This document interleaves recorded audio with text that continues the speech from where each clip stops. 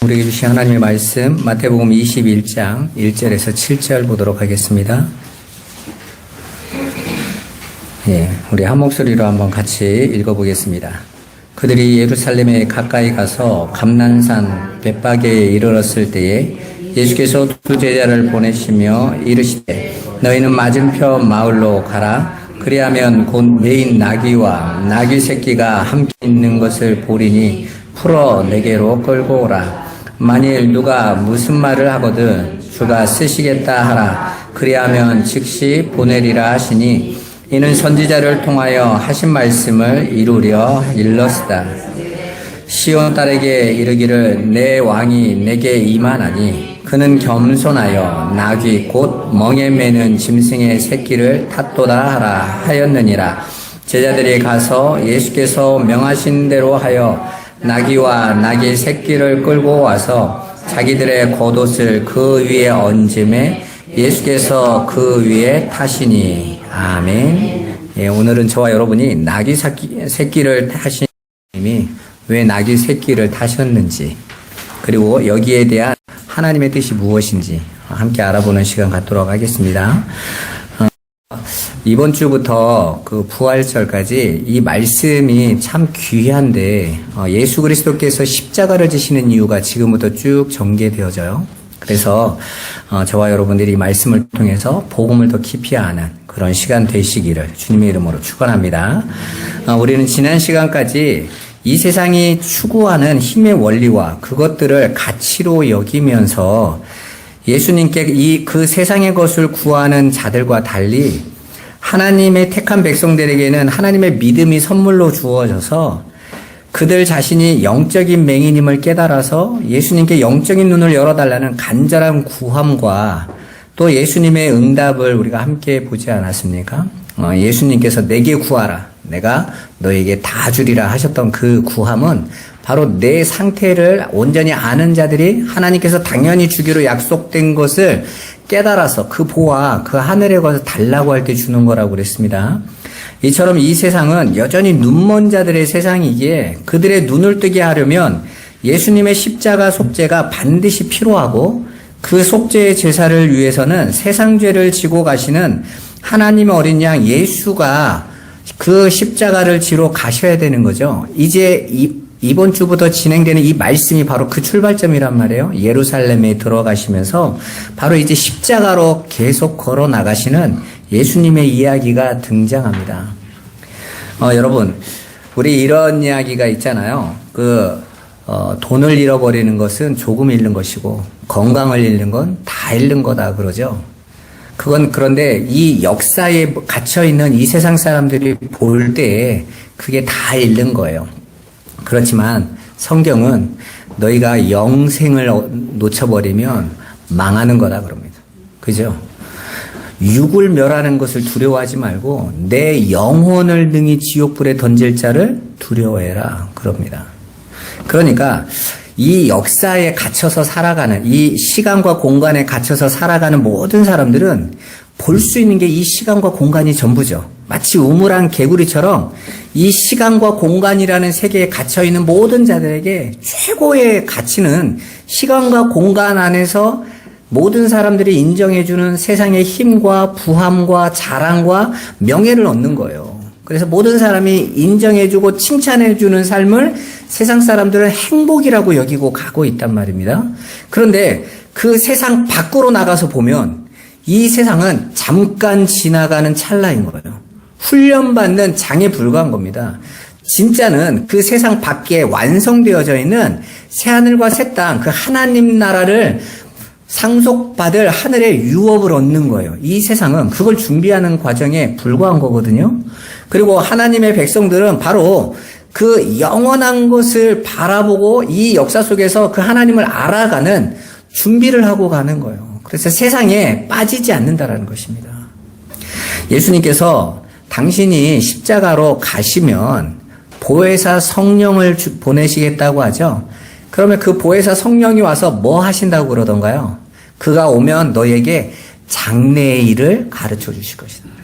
거기서 나오는 그 장래의 일은 한 달 후에나 여러분의 삶의 앞으로 그런 일이 아니라 장래일, 이 역사 너머에 묵시의 일을 가르쳐 준다는 거예요. 그래서 계시록에서는 묵시의 이야기가 등장하지 않습니까? 그 묵시 속에서 일어나는 모든 일에 이미 예수님의 십자가로 그 묵시는 완료되어졌어요.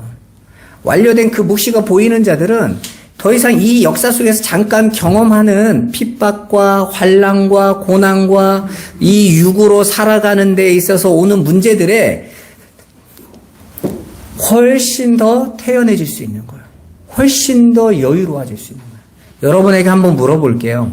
여러분의 인생의 삶에 지금 여유가 있으세요? 여러분이 지금 계속 보고 있는 이 세상은 내가 잠깐이라도 쉬면 큰일 날 것 같지 않습니까? 참 신기한 게 라오스 가서 본 것도 마찬가지예요. 그들은 우리보다도 거의 한 10분의 1로 가난하거든요. 그런데도 똑같이 일해요. 그들도. 오늘 열심히 해야만이 내 삶을 챙길 거라고 열심히 살아요. 근데 그분들이 열심히 살아서 버는 돈이라는 것은요, 우리나라 돈으로 한 달 평균 임금이요, 그분들이 받는 게 150달러에서 200달러예요. 그러니까 우리가 볼 때에는, 야, 저걸 위해서 하루 온종일 저렇게 산단 말이야? 할 정도의 일을. 그런데 그거보다 훨씬 여유 있는 우리도 막상 이 우리나라에 와서 직장과 삶의 자리에 딱 들어가면 여러분도 똑같이 다람쥐 쳇바퀴처럼 막 돌아가죠. 그렇게 선교지를 이렇게 가보면, 아, 내가 지금 뭘 향해서 가고 있나? 이 사람들이 이 삶에서 추구하고 있는 것도 결국은 이 땅의 것 때문이에요. 그런데 그들보다 훨씬 나아서 복음을 전하러 가고 있다면 우리도 똑같은 삶을 살고 있다는 거예요. 하나님은 그걸 위해서 살아가라고 하는 게 아니에요. 진짜를 바라보라는 것이죠. 그래서 계시록이라는 것 자체가 묵시 아닙니까? 묵시를 알려주는 거예요. 그래서 묵시를 알고 있는 자들, 그게 복음인데 그걸 알고 있는 자들은 더 이상 그 일곱 교회의 현실처럼 거기에 묶이지 않는다라는 거예요. 그래서 계시록이 전하는 마지막 메시지가 뭔지 압니까? 예수님이 이기셨다는 거예요. 승리하셨다. 두려워하지 말라는 것입니다. 그러니까요, 막 종말론자 보면 막 전쟁에 터지는 우크라이나 전쟁을 봐라. 이스라엘의 저 싸움을 봐라. 곧 주님이 오신다. 그거 어떻게 살 거예요? 날마다 그거 계산하고 따지고. 여러분이 예수 안에 있으면 안전하다는 거예요. 그럼 예수께서 이루신 그걸 내가 알고 그 안에 거하면 된다는 것입니다. 근데 내가 그 예수 안에 있는 안전함과 그 예수께서 이루신 것을 깨닫지 못하면 여전히 나타나는 현상에 흔들릴 수밖에 없어요. 오늘 저와 여러분들이 왜 예수님께서 나귀 새끼를 타고 예루살렘에 올라가셨는지 이걸 통해서 우리가 복음을 하나 더 알아가기를 바랍니다. 오늘 우리가 읽은 본문에서 왕이신 예수님은 우리 죄를 속하시려고 십자가를 지기 위해 예루살렘에 입성하십니다. 그런데 그 모습이 좀 이상하죠. 이 세상 왕들은 하나같이 백마를 타고 가는데 오히려 예수님은 보기도 흉한, 사람들이 볼 때 에게 저게 뭐야 하는 나귀, 그것도 그냥 나귀도 아니고 나귀 새끼를 구해서 타고 가요.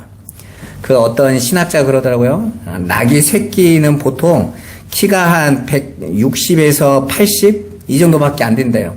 그리고 그 나귀 새끼에 어른이 타면 새끼 나귀가 어른을 감당하겠어요? 못하겠어요? 못하죠. 그럼 어떻게 되겠어요? 새끼 나귀도 가고 어른도 같이 발을 맞춰서 이러고 가야 되는 거예요. 지금 모든 예루살렘에서 왕이 온다고 기다리고 있는 왕이 이상하게 뒤뚱뒤뚱 하고 온다고 생각해 봐 보세요. 그 모습이 얼마나 우스꽝스럽겠습니까? 그런데 왜 굳이 예수님께서는 그 나귀 새끼를 타고 가셨을까요? 오늘 그 이유가 복음의 내용이기 때문에 그래요. 예수님이 나귀 새끼를 타고 들어가시는 건 구약 스가랴서에 이미 예언된 메시아에 관한 내용이에요. 그러니까 메시아가 올 때 그분이 뭘 타고 온다고 그러는 거예요? 겸손하셔서 나귀 새끼를 타고 온다. 스가랴서 9장 9절 한번 같이 읽어보겠습니다. 시온에 따라 크게 기뻐할지어다. 예루살렘에 따라 즐거이 부를지어다. 보라, 내 왕이 내게 임하시나니 그는 공의로우시며 구원을 베푸시며 겸손하여서 나귀를 타시나니 나귀의 작은 것 곧 나귀 새끼니라. 아멘. 겸손의 나귀를 타고 오신다라는 것이죠. 자, 그런데 대부분 다 여기까지만 알고 있어요. 그래서 예수님이 나귀를 타신 것은 말씀을 성취하기 위함입니다 라고 말하고, 당신이 메시아임을 가르쳐주기 위하여 나귀 새끼를 탔다고 그래요. 그런데 오늘 마태가 쓴 이 기록에는 아주 중요한 구절이 하나가 더 삽입되어 있어요. 스가랴서에 없는 내용. 그 내용이 뭡니까? 바로 멍에 매는 짐승의 새끼라는, 나귀 곧 멍에 매는 짐승의 새끼를 탔다 이러면서요, 스가랴서에 예언되어지지 않는 멍에 매는 짐승의 새끼라는 단어를 추가해 놨어요. 의도가 있는 거예요. 다른 말을, 뭔가를 하나 더, 그 나귀 새끼를 타고 오신 예수님의 이야기 안에 담긴 진리의 내용을 하나를 더 전하기 위하여 끄집어낸 단어가 멍에 매는 짐승의 새끼라는 어구란 말이에요. 예수님 당시에 나귀를 타고 오시는 메시아는 모든 유대인이 기다리고 있었던 거예요. 메시아는 나귀를 타고 온다. 그런데 왜 멍에 매는 짐승의 새끼라는 단어를 썼겠어요? 그들이 기다리고 있는 메시아에 대해서 그들이 오해하고 있는 게 있었다라는 거죠. 오해. 당시 유대인들이 나귀를 타고 오실 메시아를 어떻게 기다리고 있었습니까? 그분은 다윗처럼 권능과 능력을 가지고 자신들을 이 구제와 속박에서 건져내지며 전 세계를 능히 이기고 지배하고 다스려서 우리에게 영광을 부어줄 메시아로 기다리고 있었단 말이에요. 그래서 그들이 그렇게 메시아를 기다렸던 건, 메시아만 오면 우리가 이긴다 이거죠. 저 세상을 우리가 이제 다스릴 날이 곧 왔다라는 거예요. 여러분, 오늘날 예수 믿는 사람도 딱 그렇지 않아요? 예수만 믿고 성령만 받으면 세상 우리가 다 이길 것처럼 이야기하고 있지 않습니까? 그래서 성령 받아라 그런 거 아니에요? 성령만 받으면 지혜도 막 머리도 좋아지고, 기도할 때마다 응답이 팍팍팍팍 쏟아져서 모든 일이 다 되어지고, 이건 영광의 메시아예요? 고난의 메시아예요? 영광의 메시아죠. 그죠? 자, 그런데 오늘 여기에 담겨져 있는 어구 하나가 멍에 매는 짐승의 새끼예요. 이 말은 너희가 기대하던 메시아, 너희가 꿈꾸던 그 메시아와 아니다라는 것을 여기 지금 암시해 놓은 단어가 멍에 매는 짐승의 새끼란 말이에요. 자, 이 멍에 매는 짐승의 새끼의 이야기는 창세기로 가서 야곱의 유언에 담겨져 있어요. 창세기 49장 10절에서 11절. 같이 한번 읽어보겠습니다. 주가 유다를 떠나지 아니하며 통치자의 지팡이가 그 발 사이에서 떠나지 아니하기를 실로가 오시기까지 이르리니 그에게 모든 백성이 복종하리로다. 그의 나귀를 포도나무에 매며 그의 암나귀 새끼를 아름다운 포도나무에 맬 것이며 또 그 옷을 포도주에 빨며 그의 복장을 포도즙에 빨리로다. 아멘. 자, 야곱이 12아들을 향한 예언이 담겨져 있는 유언이에요. 그런데 그 안에 넷째 유다를 향해서는 바로 유다의 자손으로, 유다의 씨로 실로가 온다. 실로는 메시아예요. 자, 메시아가 올 것을 이야기하고, 유다의 자손으로 왕, 이스라엘의 왕이 오고 그 왕으로 오신 분이 실로다 이렇게 말을 해요. 바로 그 유다의 자손이 다윗이고 다윗의 자손이 예수 그리스도로 나타나는 거 아닙니까? 자, 그런데 그분이 오면 뭘 한다고 그래요? 그가 와서 나귀를 포도나무에 매며 암나귀 새끼를 포도나무 가지에 맬 거다 이렇게 말을 하고, 나귀 이야기가 딱 등장하죠 여기에. 그리고 자신의 옷을 포도주에 빨고 복장을 포도즙에 빠실 거라고 이야기하고 있어요. 그러니까 실로가 오면 이 일이 진행될 거라는 것이죠. 그럼 그게 무슨 말인지 한번 보죠. 자, 요한복음 가면 포도나무는 누구를 가르쳐 주죠? 예수 그리스도. 나는 포도나무다 이렇게 말씀하셨잖아요. 자, 그 말씀을 여기다 적용하면 나귀가 포도나무에 맸다라는 것은 나귀는 곧 포도나무인 거예요. 이해되세요? 그리고 뒤에 나오는 암나귀 새끼, 곧 암나귀는 신부인 교회를 가르쳐 주는데 그 암나귀 새끼는 포도나무 어디에 매입니까? 가지에 매어요. 가지에. 포도나무 가지에 매어서 그 안에서 여기 뒤에 보면 아름다운 포도나무 둘 다 썼는데 뒤에 있는 포도나무는 가지라는 뜻이에요. 포도나무 가지에 매인다라는 거예요. 자, 그리고 이 이야기는 바로 예수 그리스도와 교회가 연합되어지는 이야기를 말을 하고 있는 거예요. 자, 가지와 나무는 연합되어져 있어야 되잖아요. 그래서 예수님께서 나를 떠나서는 너희가 아무것도 할 수 없다. 열매를 맺을 수 없다. 가지는 포도나무에 붙어 있어야 된다. 이렇게 말을 하잖아요. 그죠? 그렇게 예수 그리스도인 교회와 바로 포도나무이신 예수가 연합되어지는 형국을 보여주고 있는 거란 말입니다. 자, 매였다라는 것은 묶여있다라는 거니까요. 그래서 포도나무이신 예수님이 겸손의 나귀가 되시고 신부인 교회가 포도나무 가지에 묶여서 포도나무가 맺어야 될 열매를 맺게 되는 이야기예요. 그래서 요한복음 15장 5절에 예수님이 이렇게 말씀하세요. 한번 같이 읽어보겠습니다. 나는 포도나무요 너희는 가지라. 그가 내 안에 내가 그 안에 거하면 사람이 열매를 많이 맺나니 나를 떠나서는 너희가 아무것도 할 수 없음이라. 아멘. 그러니까 실로가 오면 이제 하나님의 교회 메시아가 오면 드디어 그 교회와 메시아가 연합되어질 걸 지금 이야기하고 있는 겁니다. 이게 바로 십자가에서 일어나는 이야기잖아요.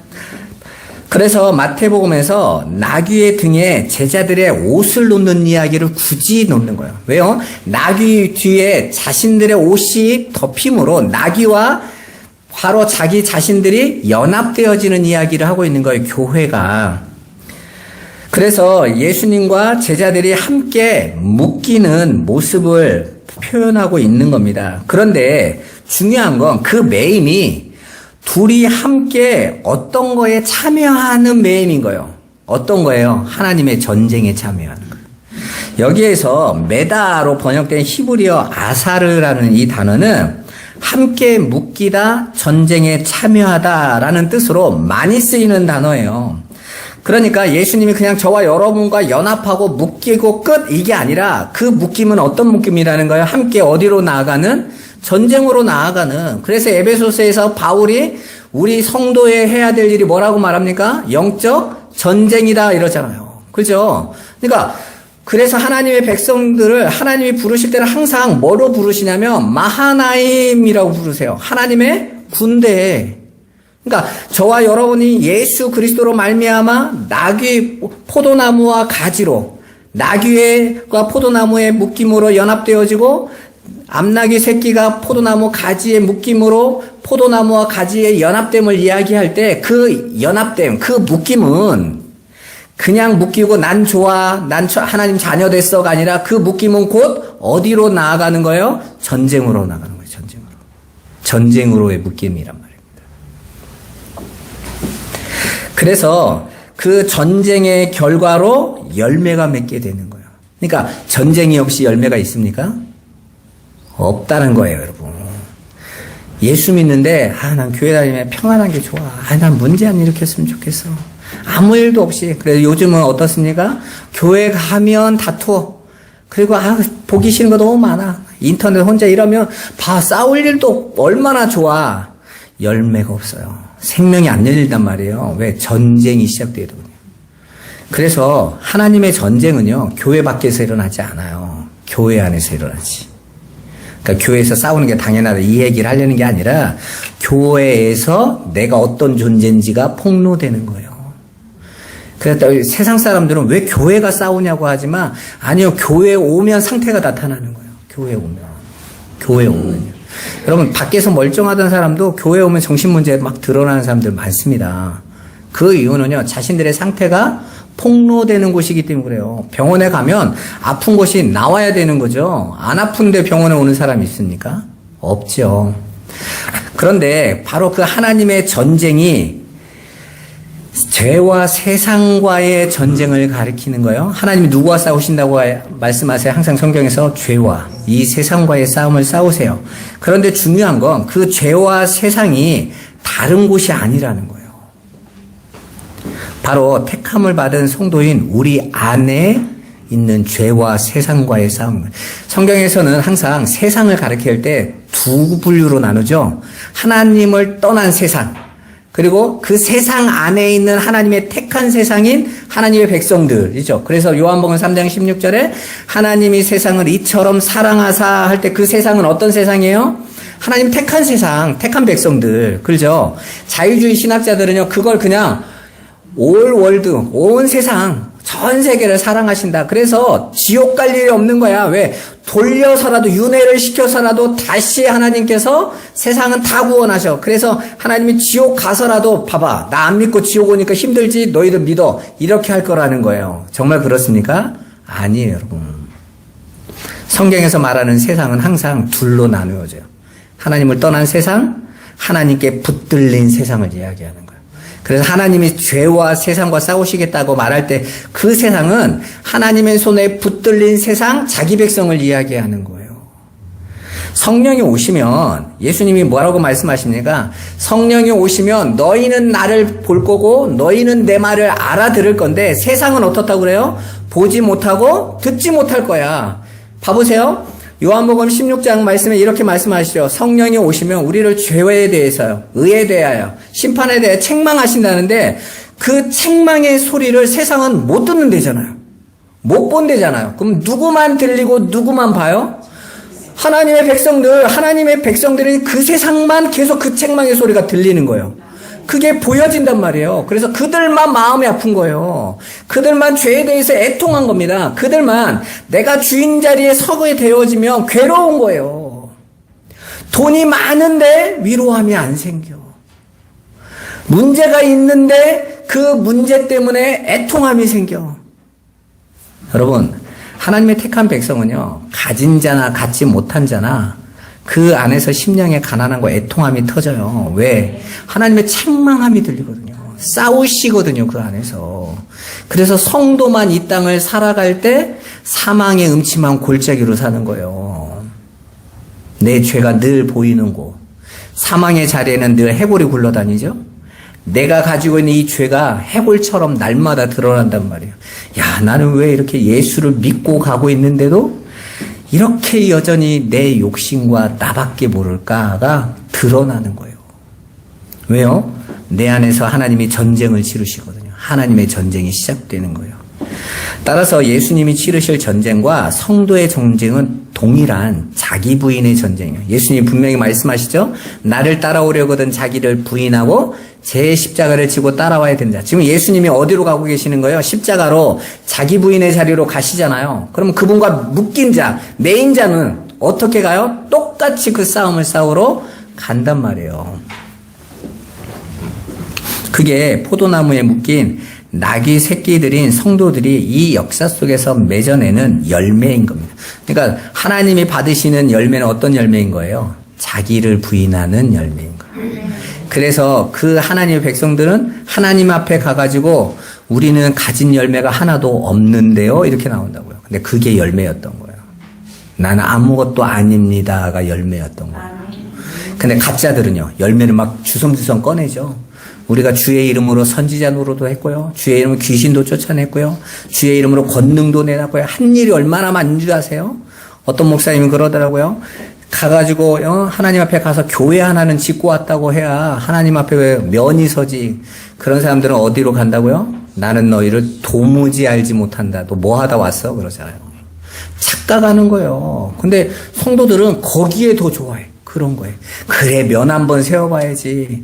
그게 하늘의 것이 보이지 않는 자들이 이 역사의 방식대로 사는 거예요.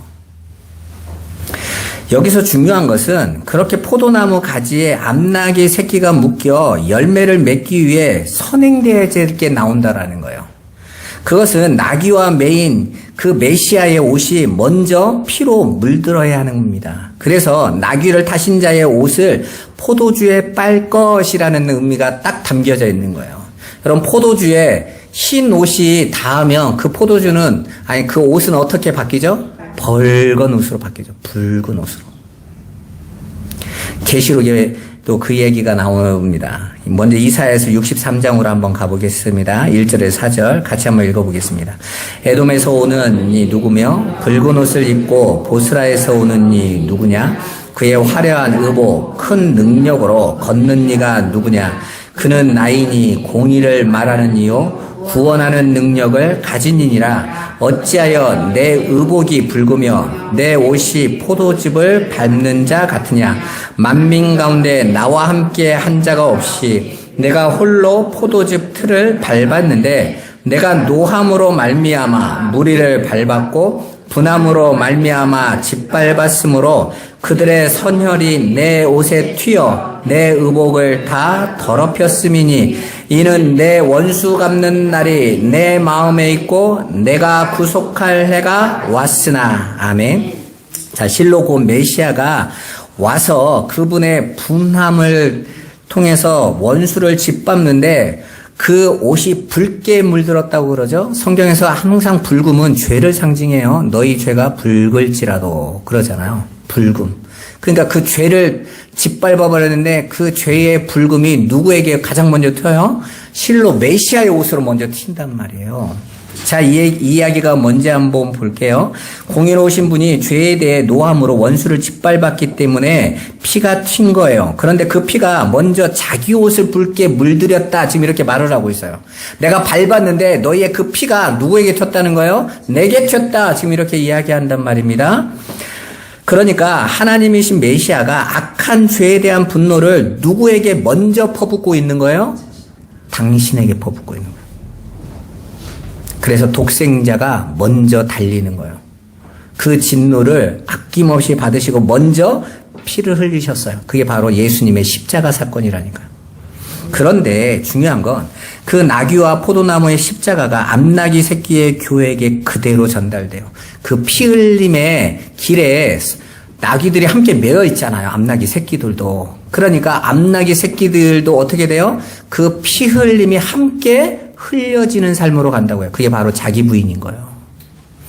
그러니까 예수 그리스도를 믿는 건 자기 부인의 십자가인 것입니다. 따라서 예수의 십자가가 이 역사 속 교회에 실제로 나타나는 것이 정상인 거예요. 여러분들이 예수를 믿으면 대부분 사람들이 어떤 예수를 기대하냐면 영광의 메시아를 기대해요. 여러분 처음에 교회를 올 때 왜 오셨어요? 예수 믿어서 잘 되기를 원해서 온 거잖아요. 그죠?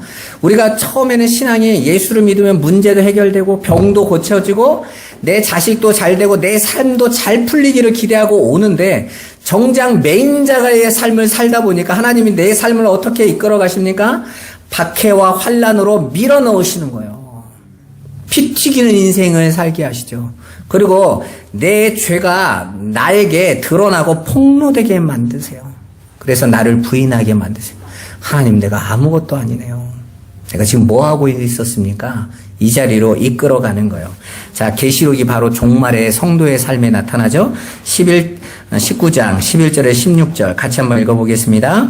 또 내가 하늘이 열린 것을 보니 보라 백마와 그것을 탄 자가 있으니 그 이름은 충신과 진실이라. 그가 공의로 심판하며 싸우더라. 그 눈은 불꽃 같고 그 머리에는 많은 관들이 있고 또 이름 쓴 것 하나가 있으니 자기밖에 아는 자가 없고 또 그가 피 뿌린 옷을 입었는데 그 이름은 하나님의 말씀이라 칭하더라. 하늘에 있는 군대들이 희고 깨끗한 세마포 옷을 입고 백마를 타고 그를 따르더라. 그의 입에서 애리한 검이 나오니 그것으로 만국을 치겠고 친히 그들을 철자로 다스리며 또 친히 하나님 곧 전능하신 이의 맹렬한 진노의 포도주 틀을 밟겠고 그 옷과 그 다리에 이름을 쓴 것이 있으니 만왕의 왕이요 만주의 주라 하였더라. 아멘. 우리가 이미 계시록을 통해서 보지 않았습니까?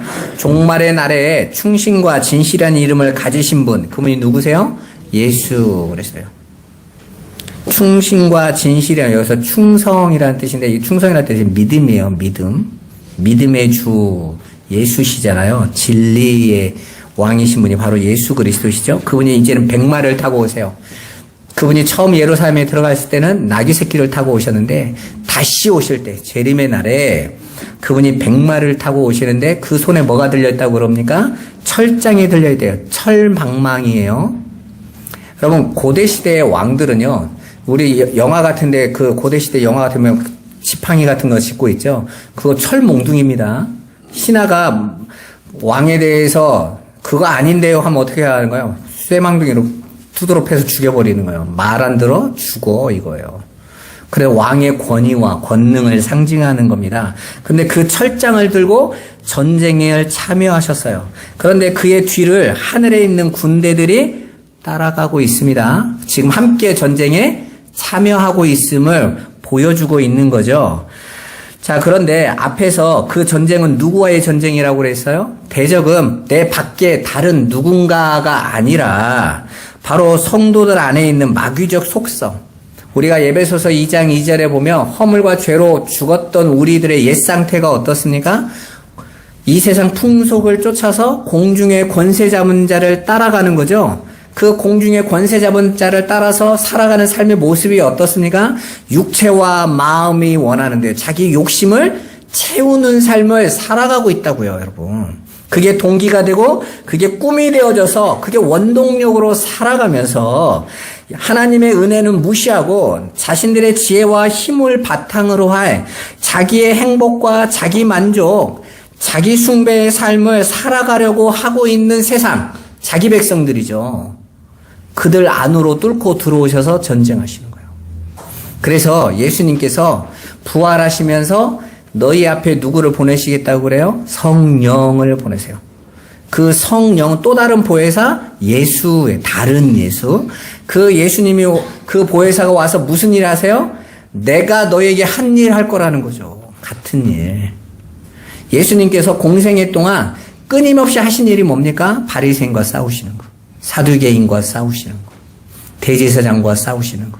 그게 뭡니까? 그들의 거짓과 가식, 그들이 여전히 자기 힘으로 율법주의로 하나님 앞에 도달할 수 있다고 자랑하고 있는 거 날마다 싸우시죠. 왜 그렇게 싸우시는 거예요? 부숴버리시는 거죠. 네가 감히 네 의를 갖고 오겠다고? 싸우시는 거예요.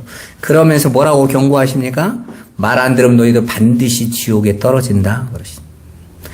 유대인들은 막 속이 부글부글하죠. 감히 우리한테. 이 유대인들이 다 칭찬한 우리 바리새인한테 저것이 계속. 그런데 어떻게 하세요? 너희들은 반드시 지옥 가. 싸우시는 거죠. 싸우시는 거. 바로 그 싸움이 성도인 저와 여러분 안에서 이루어지는 거예요. 여러분, 예수 믿는데도 갈등이 없으면요, 고민이 없으면 여러분 예수 잘 못 믿고 있는 거예요. 여러분이 이 말씀을 들으면요, 질문이 나와야 돼요. 나는 어디에 있지? 나는 정말 하나님과 함께하고 있는 게 맞는가? 이러셔야 돼요. 예수를 믿는 목적을 그냥 평안함과 세상의 안락을 생각하고 있다면 여러분은 예수 잘못 믿고 있는 거예요. 그건요, 부처가 훨씬 더 잘 줘요. 극락의 삶을 부여해 줘요. 기독교는 그런 게 아니에요. 철장을 드신 예수님이 지금 우리 안에서 하나님의 전쟁을 하신다니까요. 그 싸움을 싸우겠다고 우리를 끌어들이신 거예요. 그래서 하나님께서 성경을 보면 야곱과 싸우시고, 그죠? 이스라엘과 싸우시고, 모세와 싸우시고. 왜 그렇게 싸우시는 거예요? 자기 백성들하고. 하나님의 관심은 내 백성인 거예요. 내 백성을, 내가 너희를 반드시 하나님 앞에 순종하는 자로, 하나님만 의지하는 자로 만들어내겠다라는 거예요. 왜? 영원한 나라 가야 되니까. 영생을 여러분에게 줘야 되니까. 반드시 이 땅에서 이루시겠다라는 거예요. 그래서 성도의 삶이 이 땅에서 피곤한 겁니다. 진리를 알지 못하면요, 방황하는 거예요. 왜 이런 일이 일어나지? 이해되지 않는 거죠. 그래서 바르게 진리를 가르쳐줄 성령이 오신 거예요. 그래야 여러분이 여러분의 삶을 해석해낼 거 아닙니까? 여러분은 지금 여러분의 삶이 해석이 되세요? 내게 있는 문제가 내 삶이 해석이 되냔 말입니다. 그냥 이 땅에서 내가 지금 좀 안전하고 문제가 없으니까 만족하시는 겁니까? 여러분, 그건 짐승과 마찬가지예요. 짐승도 고기 한번 잡아서 실컷 배불러 먹으면 사자도 옆에서요, 정글에 뒹굴뒹굴하면서 이 삶이 좋네 그러는 거예요. 그래서 전도서에서 솔로몬이 그렇게 말한 겁니다. 하나님께서 너희에게 인생을 주신 목적이 뭔 줄 알아? 니네가 짐승이나 매 한 가지라는 거 알라고. 뭐가 달라? 그러는 거예요. 그냥 먹을 거 먹고 배부르고 이만하면 됐어 하는 삶이나, 여러분이 집 집 있고 차 있고 세상에 직장 있고 괜찮은 삶 사니까 이만하면 됐어 하는 삶이나 뭐가 다르냐는 거예요. 똑같이 짐승도 레벨마다 각자의 삶의 모습이 다른 것처럼 여러분 우리도 결국 하나님의 생명 그 진리를 알지 못하면 똑같다라는 거예요. 그런데 거기에 만족하시겠어요? 겨우 그걸 위해서 교회를 나오십니까? 이 험악한 세상 속에서 깨어나셔야 돼요. 여러분, 저와 여러분들이 예수님께서 예루살렘에 들어가서 맨 첫날 하신 일이 뭔지를 아셔야 돼요. 성전에 들어가셔서 성전을 다 엎어버리세요. 뭐 하고 계신 겁니까? 성전, 눈에 보이는 그 성전은 어떤 성전을 모형하고 있었죠? 하늘의 성전을 모형이에요. 그 하늘의 성전, 셋째 성전이 어디라고 그랬습니까? 성도인 저와 여러분 안에. 그래서 바울이 뭐라고 말합니까? 너희가 하나님의 성전인 것을 알지 못해? 너희가 성전이야. 그러면 지금 예수님이 성전을 뒤엎었던 이 이야기는 어떤 성전을 뒤엎겠다는 거예요? 여러분 안에 있는 성전, 여러분을 뒤엎겠다는 거잖아요. 여러분의 성전을 강도의 불혈로 만들고 내 아버지께서 기도하는지 만민의 기도지 기도하며 하나님의 뜻을 알고 그와 함께 동행하는 삶을 살아야 될 자가 그 삶 안 살고 있으면 부숴버리겠다라는 거잖아요. 그래서 내 걸로 만들겠다라는 거예요, 여러분. 이건요, 그냥 편안한 이야기가 아닌 거예요.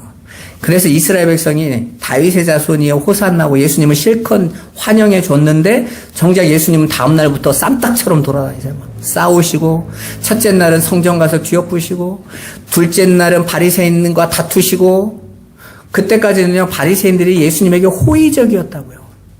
예루살렘에 올라올 때까지 계속 바리새인들 중에서는 예수님을 따라다닌 사람들이 있었다고요. 왜? 야, 저분이 메시아인 것 같아서.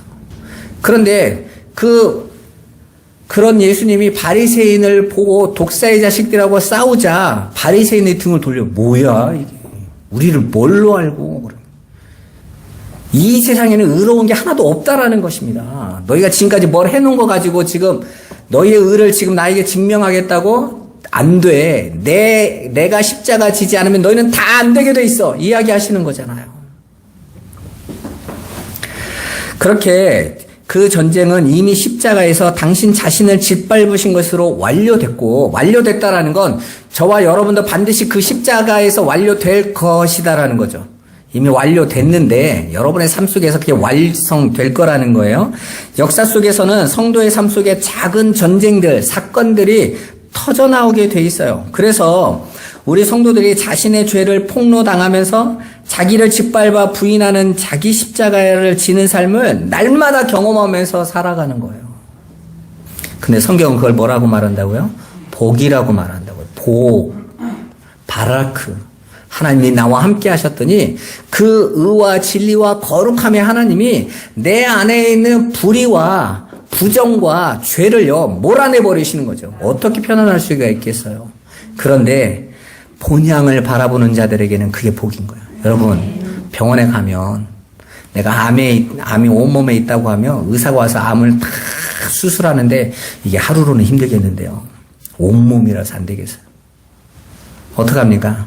한 번은 배 가르고 하나는 머리 가르고 하나는 목 가르고 전에 우리 그 김덕기 일사님 수술을 할 때 머리, 목, 암이 너무 많아가지고 의사들이요 아침 8시인가부터 들어가지고 밤 11시까지 해서 돌아가면서 의사들이요 각자 맡은 분야에 있는 사람들이 숨봉 기다렸다가 와가지고요 18시간인가를 수술했다고요. 근데 그 수술을 하는데 얼마나 힘들겠습니까? 근데 봐보세요. 그건 마취라도 했죠. 마취 안 하고 해보세요. 죽습니다. 아이들 같은 경우는요. 너무 아이들은 마취약이 오래 가면 죽을 수도 있어서 아이들 같은 경우는요. 그냥 생으로 할 때도 있어요.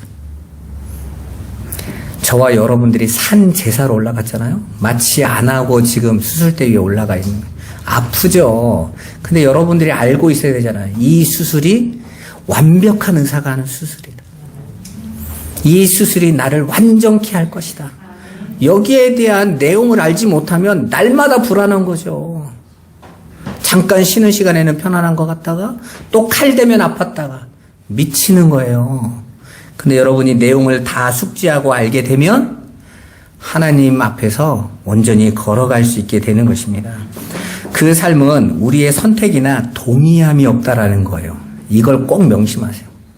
하나님이 여러분에게 선택하라고 하거나 동의를 구하지 않는다라는 것입니다. 하나님이 택한 백성을 함께 포도나무 가지에 매여 있는 자들은요, 그냥 포도나무가 그 나귀가 가는 길에 그냥 따라가는 거예요. 끌려가는 거예요.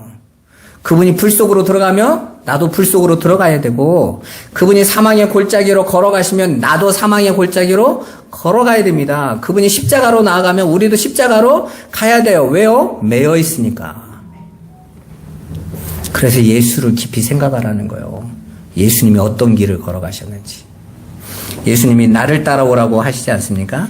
그래서 예수님이 우리를 이끌어 가시는, 내 안에 들어오셔서 이끌어 가시는 그 성도의 신앙은 폭력적이다, 이렇게 말을 해요.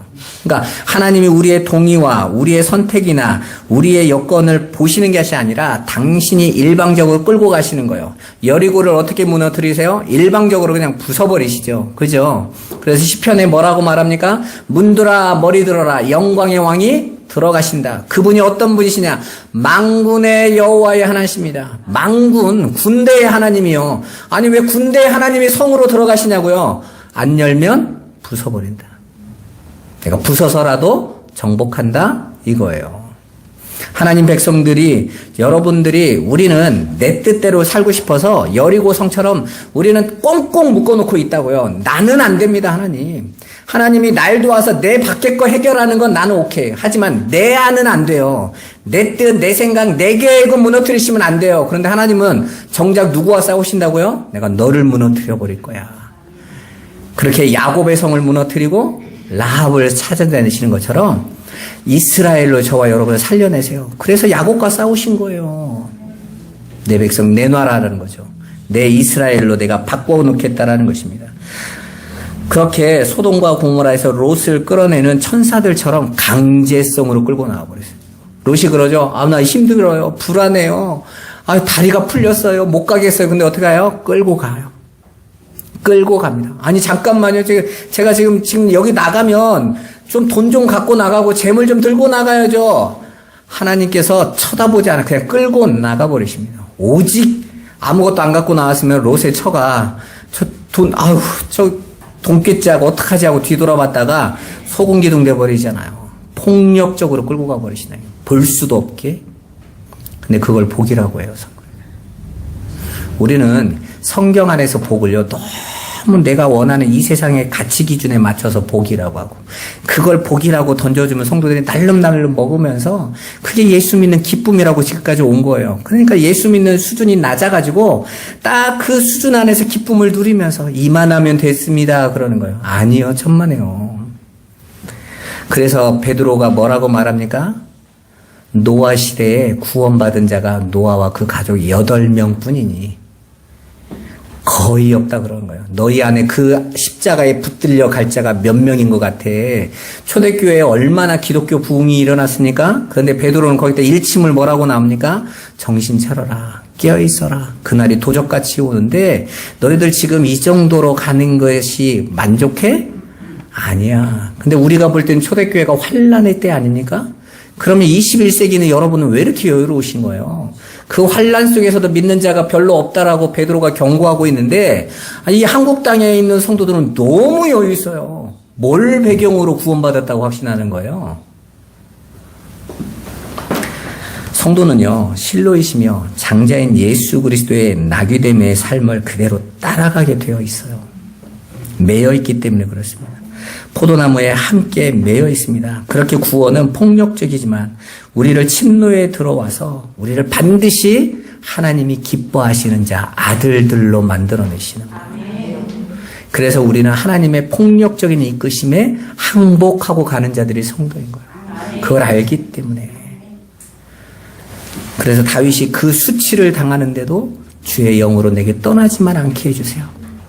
나는 하나님 은혜 아니면 안 됩니다 하고 항복하는 것입니다.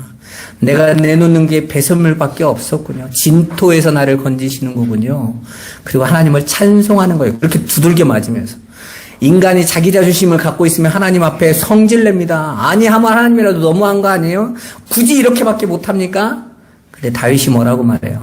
저는 이렇게밖에 아니면 안 될 자였군요. 그리로 가는 거예요.